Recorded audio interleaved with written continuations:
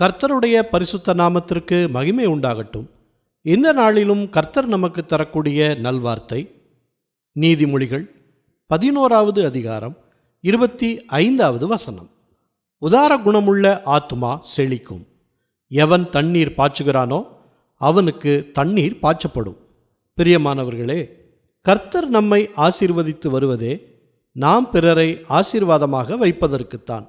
உதாரணமாக, ஆவிக்குரிய வளர்ச்சியில் கர்த்தர் உங்களை நடத்தினால் மற்றவர்களுக்கு கர்த்தருடைய வசனங்களை போதிப்பதிலும் உங்களுடன் இருப்பவர்களுக்கு கிறிஸ்துவின் சுபாவத்தை வளர்த்து அவர்களையும் கர்த்தருடைய சீஷராக மாற்றுவதிலும் கவனம் செலுத்த வேண்டும். சிறுமைப்பட்டவன் மேல் சிந்தையுள்ளவன் பாக்கியவான் என்று வேதாகமத்தில் வாசிக்கிறோம்.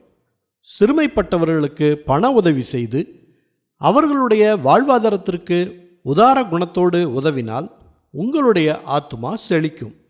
அதுபோல அவர்களுக்கு பண உதவி மட்டுமல்லாது அவர்கள் வாழ்வில் இயேசு கிறிஸ்துவை சுவிசேஷம் சொல்லி அறிமுகம் செய்து அவர்களை இரட்சிப்படைய வைப்பது முக்கியம்.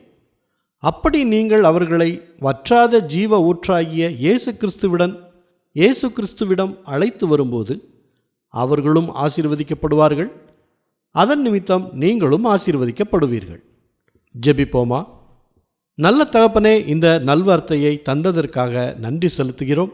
இன்றைய நாளிலும் இந்திய தேசத்தில் அழிந்து போகிற ஆத்துமாக்களுக்காக ஜெபிக்கிறோம். எங்களுக்கு கிடைத்த கிறிஸ்துவின் கிருபை இரக்கம் அவர்களுக்கும் கிடைக்க வேண்டும். அதற்கு நாங்கள் பிரயாசப்படுகிறோம். அவர்களும் இரட்சிக்கப்படுவதே எங்கள் மன விருப்பமாயிருக்கிறது. சிறுமைப்பட்டவர்களுக்கு நாங்கள் உதவும்படி எங்கள் கையின் பிரயாசத்தை ஆசீர்வதித்து கொடுங்க.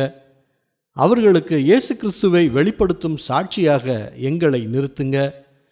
ஊழியத்தில் வாஞ்சையாய் இருப்பவர்கள் உமது ஊழியத்தை செய்யவும் ஊழியத்திற்கு உதவிகள் செய்யவும் அவர்களை எடுத்து பயன்படுத்துங்க. எல்லா துதி கன மகிமை எல்லாவற்றையும் உமக்கே செலுத்துகிறோம். இயேசு கிறிஸ்துவின் நாமத்தில் ஜெபிக்கிறோம் பிதாவே. ஆமேன், ஆமேன். இந்த நல்வார்த்தையை மற்றவர்களுக்கும் பகிருங்கள். அவர்களுக்கும் கர்த்தருடைய ஆசீர்வாதம் கிடைக்கட்டும்.